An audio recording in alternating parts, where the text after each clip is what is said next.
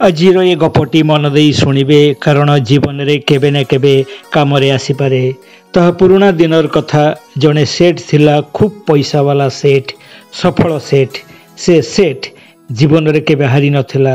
ସେଠର ବାପା ତାଙ୍କୁ ଏମିତି 4ଟି କଥା କହିଯାଇଥିଲେ। ସେ 4ଟି କଥା ନିୟମିତ ପାଳନ କରୁଥିଲା ଏହି ସେଠ। ଏହି 4 କଥା ମାନିଥିବାରୁ ସେଠ ଧନୀ, ସଫଳ ଓ ଭାଗ୍ୟବାନ ହୋଇପାରିଥିଲା। ସମୟ ଗଡ଼ି ଚାଲିଲା। ସେଠ ବୃଦ୍ଧ ହେଲା। ଜାଣିପାରିଲା କେବେ ବି ତାର ମୃତ୍ୟୁ ଘଟିପାରେ। ତେବେ ତା ପୁଅକୁ ନେଇ ବେଶୀ ଚିନ୍ତିତ ଥିଲା ସେଠ, କାରଣ ସେଠ ଜାଣିଥିଲା ତା ପୁଅ ଟିକେ ବୋକା। ତେଣୁ ଦିନେ ପୁଅକୁ ଡାକି କହିଲା, ମୋ ବାପା ମୋତେ 4ଟି କଥା କହିଯାଇଥିଲେ, ତାହା ମୁଁ ଜୀବନ ସାରା ପାଳିଛି ଓ ସଫଳ ହେଇଛି। ମୁଁ ଚାହେଁ ତୁ ସେଇ 4 କଥା ମାନି ମୋଠୁ ଆହୁରି ଅଧିକ ଆଗେଇ ଯା। ପ୍ରଥମ କଥା ହେଲା, କାମ ଭିତରେ ଛାଇରେ ଯିବୁ, ଛାଇରେ ଫେରି ଆସିବୁ। 2. ନିଜ ଘରର ଚାରିପାଖେ ଚମଡ଼ାର ପାଚେରୀ ତିଆରି କରିବୁ। 3. ଖାଇବା ସବୁ ସମୟରେ ମିଠା କରି ଖାଇବୁ। 4. ନିଜ ପତ୍ନୀଙ୍କୁ ସବୁବେଳେ ବାନ୍ଧି ରଖିବୁ। ସେଠ କିଛି ଦିନ ପରେ ଚାଲିଗଲା। ଆଉ ସେଠର ପୁଅ ଏହି 4 କଥାକୁ କାଗଜରେ ଲେଖି ରଖିଲା, ଯେମିତି ଭୁଲି ନଯିବ। ବାପାର ପ୍ରଥମ କଥା, କାମକୁ ଛାଇରେ ଯିବୁ, ଛାଇରେ ଆସିବୁ। ସେହି ଅନୁସାରେ ଘରୁ ଦୋକାନ ପର୍ଯ୍ୟନ୍ତ ଯିବା ରାସ୍ତାରେ ଗୋଟିଏ ପେଣ୍ଡାଲ ନିର୍ମାଣ କରିଦେଲା ସେଠର ପୁଅ, କାରଣ ତା ପାଖରେ ବହୁତ ଅର୍ଥ ଥିଲା। ଲୋକେ ଯେତେବେଳେ ପଚାରିଲେ, ଏମିତି କାହିଁକି କରୁଛ? ସେତେବେଳେ ସେ କହିଲା, ମୋ ବାପା କହିଯାଇଛନ୍ତି।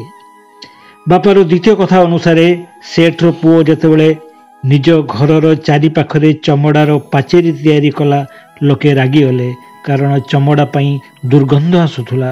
କିନ୍ତୁ ସେ ଖୁବ୍ ଧନୀ ଥିଲା, ତେଣୁ କେହି ବିରୋଧ କରିପାରିନଥିଲେ। ଅଗତ୍ୟା ସେ ଜାଗା ଛାଡ଼ି ଚାଲିଯାଇଥିଲେ। ତୃତୀୟ କଥା, ଖାଇବାଟା ମିଠା କରି ଖାଇବୁ। ବାପାର ଏହି କଥା ଅନୁସାରେ ଲୋକଟି ତା ପତ୍ନୀଙ୍କୁ କହୁଥିଲା, ଖାଦ୍ୟରେ ସବୁଦିନ କିଛି ନା କିଛି ମିଠା ପକାଇବୁ। ଏବେ ବାପାର ଚତୁର୍ଥ କଥା ଅନୁସାରେ ସ୍ତ୍ରୀକୁ ସବୁଦିନ ରସିରେ ବାନ୍ଧି ରଖୁଥିଲା ଓ ନିଜ ଦୋକାନକୁ ଯାଉଥିଲା ସେଠର ଏହି ପୁଅ। ସମୟ ଗଡ଼ୁଥିଲା ଓ ଧୀରେ ଧୀରେ ଦେଖିବାକୁ ଗଲେ ସେଠର ପୁଅର ଜୀବନ ନଷ୍ଟ ହେବାକୁ ଯାଉଥିଲା, କାରଣ ପୁଅଟି ତା ବାପା କଥାର ଭୁଲ ଅର୍ଥ ହିଁ ବାହାର କରିଥିଲା। ତେଣୁ ପୁଅଟି ବେପାର ମାନ୍ଦା ହେବାରେ ଲାଗିଲା। ଯେଉଁ ବ୍ୟବସାୟ ପ୍ରତିଷ୍ଠା କରିବାକୁ ସେଠକୁ ବର୍ଷ ବର୍ଷ ଲାଗିଥିଲା, ପୁଅଟି ତାହା ଧ୍ୱଂସ କରିବାକୁ ଲାଗିଲା। ତା ସହ ଏମିତି କାହିଁକି ଘଟୁଛି ଭାବି ଭାବି ପୁଅଟି ଅସୁସ୍ଥ ହୋଇପଡ଼ିଲା। ଆଉ ପ୍ରତିଦିନ ମିଠା ଖାଇବା କାରଣରୁ ତାର ଓଜନ ମଧ୍ୟ ବଢ଼ିବାକୁ ଲାଗିଲା। ଆଉ ସବୁଦିନ ପତ୍ନୀକୁ ବାନ୍ଧୁଥିବାରୁ ତାକୁ ଛାଡ଼ି ମଧ୍ୟ ପଳାଇ ଯାଇଥିଲା ପତ୍ନୀ। ସମୟ ଆସିଲା, ନା ତା ପାଖରେ ଅର୍ଥ ଥିଲା, ନା ବ୍ୟବସାୟ ଥିଲା, ନା ପତ୍ନୀ ଥିଲା, ନା ଥିଲେ ପଡ଼ୋଶୀ। ତେଣୁ ବାପାଙ୍କୁ ଦୋଷ ଦେଇ କହୁଥିଲା, ବାପା ତୁମେ ମୋ ଜୀବନଟାକୁ ନଷ୍ଟ କରିଦେଲ। ତୁମର 4ଟା କଥା ମାନିବାକୁ ଯାଇ ମୁଁ ସର୍ବସ୍ୱାନ୍ତ ହୋଇଗଲି। ନା ଅର୍ଥ ଅଛି, ନା ବେପାର ଅଛି, ନା ପତ୍ନୀ ଅଛି, ନା ଅଛନ୍ତି ପାଖ ପଡ଼ୋଶୀ। ଏହା କହି ପୁଅଟି ବାରମ୍ବାର କାନ୍ଦିବାକୁ ଲାଗୁଥିଲା। ସମୟ ଗଡ଼ିଲା। ଦିନେ ଶୁଣିବାକୁ ପାଇଲା ସେଠର ପୁଅ ପାଖ ଗାଁକୁ ଜଣେ ସନ୍ନ୍ୟାସୀ ଆସିଛନ୍ତି, ଯିଏ ବି ଲୋକମାନଙ୍କର ସମସ୍ୟାର ସମାଧାନ କରିପାରୁଛନ୍ତି। ଏକଥା ଶୁଣି ପୁଅଟି ସନ୍ନ୍ୟାସୀ ପାଖରେ ପହଞ୍ଚି ପାଦ ତଳେ ପଡ଼ିଲା ଓ କହିଲା, ଗୁରୁଜୀ, ଆପଣ ହିଁ ମୋତେ ବଞ୍ଚାଇ ପାରିବେ। ମୋ ବାପା ମୋର ସବୁ କିଛି ନଷ୍ଟ କରିଦେଇଛନ୍ତି। ବାପାଙ୍କର 4ଟି କଥା ମାନିବାକୁ ଯାଇ ମୁଁ ବଞ୍ଚି ଥାଉ ଥାଉ ଶବ ହେଇଯାଇଛି। ଗୁରୁଜୀ କହିଲେ, ଶାନ୍ତ ହୁଅ, କାନ୍ଦ ନାହିଁ। ପ୍ରଥମେ କୁହ, ତୁମର ହେଇଛି କ'ଣ? କାହିଁକି ଏତେ ବ୍ୟସ୍ତ? ୟା ପରେ ପୁଅଟି ସେଇ କାଗଜଟି ଗୁରୁଜୀଙ୍କ ହାତକୁ ବଢ଼ାଇ ଦେଲା, ଯେଉଁ କାଗଜରେ ସେ ତା ବାପାର 4ଟି କଥା ଲେଖି ରଖିଥିଲା। ଗୁରୁଜୀ କାଗଜଟି ନେଇ ପଢ଼ିଲେ ଓ ଜୋର ଜୋରରେ ହସିଲେ। କହିଲେ, ତୁମେ କେତେ ବୋକା। ତୁମ ବାପା ତୁମକୁ ଏ ସଂସାରର ସବୁଠୁ ଅମୂଲ୍ୟ ଜ୍ଞାନ ଦେଇଯାଇଛନ୍ତି। ତୁମେ ଏ ଜ୍ଞାନ ନ ବୁଝି କହୁଛ କ'ଣ ନା ତୁମ ବାପା ତୁମକୁ ଭୁଲ ରାସ୍ତା ଦେଖାଇଛନ୍ତି। ତୁମ ବାପା ତୁମର ପରୀକ୍ଷା ନେଇଥିଲେ। ତୁମେ ଚାହିଁଥିଲେ ଏଇ 4ଟି କଥାର ଅର୍ଥ ସେଦିନ ବୁଝିପାରିଥାନ୍ତ। ସେ ଚାହୁଁଥିଲେ ତୁମେ ଏଇ 4 କଥାର ଅର୍ଥ ନିଜେ ବାହାର କର, କିନ୍ତୁ ତୁମଠୁ ବୋକା ଏ ଦୁନିଆର ମୁଁ କାହାକୁ ଦେଖିନି। ତୁମେ ତୁମ ବାପା କଥାର ଭୁଲ ଅର୍ଥ ବାହାର କରିଛ। ୟା ପରେ ଗୁରୁଜୀ କହିଲେ, ଏଇ 4ଟି କଥାର ଅର୍ଥ এই ଚାରୋଟି କଥା ପଛରେ ଗଭୀର ଅର୍ଥ ରହିଛି ଯାହା ତୁମେ ବୁଝିପାରିନାହ। ତେଣୁ ତୁମ ଜୀବନ ନଷ୍ଟଭ୍ରଷ୍ଟ ହେବାରେ ଲାଗିଛି। ଏବେ ବି ତୁମ ପାଖରେ ସମୟ ଅଛି, ଚାହିଁଲେ ନିଜକୁ ବଦଳାଇ ପାରିବ। ସେଠର ପୁଅ କହିଲା, ଠିକ୍ ଅଛି, ସେ 4 କଥାର ଅର୍ଥ ମୋତେ ବୁଝାଇ ଦିଅନ୍ତୁ।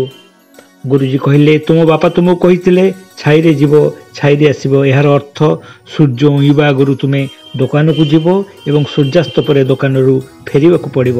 ଫଳରେ ତୁମେ ତୁମ ବ୍ୟବସାୟରେ ଅଧିକ ସମୟ ଦେଇପାରିବ, ବ୍ୟବସାୟ ବୃଦ୍ଧି ହେବ। କିନ୍ତୁ ତୁମେ ଏହାର ଭୁଲ ଅର୍ଥ ବାହାର କରି ପେଣ୍ଡେଲ କରିଦେଇଛ।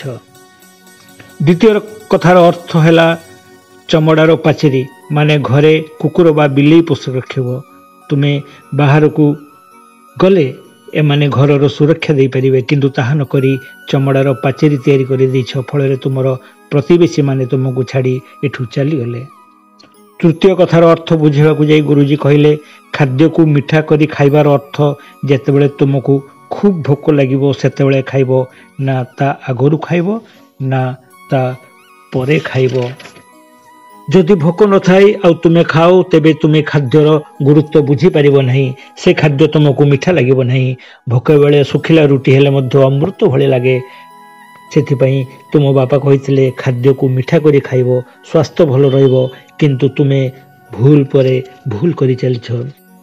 ଏହାପରେ ଗୁରୁଜୀ ଚତୁର୍ଥ କଥାର ଅର୍ଥ ବୁଝାଇବାକୁ ଯାଇ କହିଲେ, ପତ୍ନୀକୁ ବାନ୍ଧି ରଖିବା ଅର୍ଥ ଏହା ନୁହେଁ ଯେ ତୁମେ ତୁମ ପତ୍ନୀକୁ ରସିରେ ବାନ୍ଧି ରଖିବ। ତା'ର ଅର୍ଥ ତୁମ ପତ୍ନୀ ସହ କୌଣସି କାରଣରୁ ଯଦି କେବେ ମତପାର୍ଥକ୍ୟ ହୁଏ, ସେତେବେଳେ ତୁମେ ତୁମ ପତ୍ନୀଙ୍କର ହାତ ଛାଡ଼ିବ ନାହିଁ। ନିଜର ସମ୍ପର୍କକୁ ସବୁବେଳେ ବାନ୍ଧି ରଖିବା ଦରକାର। ଖୋଲିବା ଠିକ୍ ନୁହେଁ, ସମ୍ପର୍କ ଦୂରକୁ ଚାଲିଯାଏ। ଅନେକ ମଣିଷ ସେୟା କରନ୍ତି, ତୁମେ ବି କରିଛ। ତୁମେ ତ ତୁମ ପତ୍ନୀକୁ ରସିରେ ବାନ୍ଧି ରଖୁଥିଲ, ସେ କେମିତି ତୁମକୁ କ୍ଷମା କରିବେ? ଏହା କ୍ଷମାଯୋଗ୍ୟ ନୁହଁ। କିନ୍ତୁ ତୁମେ ଯାଇ ତୁମ ପତ୍ନୀକୁ କ୍ଷମା ମାଗ ଆଉ ସବୁ ଭୁଲକୁ ସୁଧାରି ନିଅ। ଏହା ହେଉଛି ସେଇ 4 କଥା ଯାହା ତୁମ ବାପା ତୁମକୁ ବୁଝାଇବାକୁ ଚାହିଁଥିଲେ, କିନ୍ତୁ ତୁମେ କଦର୍ଥ କରିଛ। ତେବେ ଏବେ ବି ସମୟ ଅଛି। ଯଦି ଆଜିଠାରୁ ଏଇ 4ଟି କଥାକୁ ସଠିକ୍ ଭାବେ ପାଳନ କରିବା ଆରମ୍ଭ କର, ତାହେଲେ ତୁମେ ଦିନେ ସଫଳ ହୋଇପାରିବ, ଆଗକୁ ସଫଳ ହୋଇପାରିବ, ତାହା ପାଇପାରିବ ଯାହା ତୁମେ ହରାଇ ସାରିଛ। ସନ୍ନ୍ୟାସୀ ଚାଲିଗଲେ ଆଉ ସନ୍ନ୍ୟାସୀଙ୍କର ପରାମର୍ଶ ମାନି ବାପାର ସେଇ 4 କଥାକୁ ସଠିକ୍ ଭାବେ ପାଳନ କରି ସଫଳ ହେଲା ସେଇ ସେଠର ପୁଅ।